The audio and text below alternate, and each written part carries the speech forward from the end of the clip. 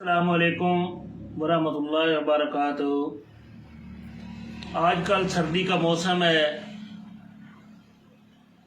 پھول جیسے ننھے بچوں کو سردی زیادہ ڈسٹرب کرتی ہے اور ان پہ زیادہ مرض حملہ کرتی ہے، جس میں کھانسی، نزلہ، زکام۔ اس کے لیے ہم دیہاتوں میں اکثر شہد کا استعمال کرتے ہیں، شہروں میں بھی اس کا استعمال ہوتا ہے۔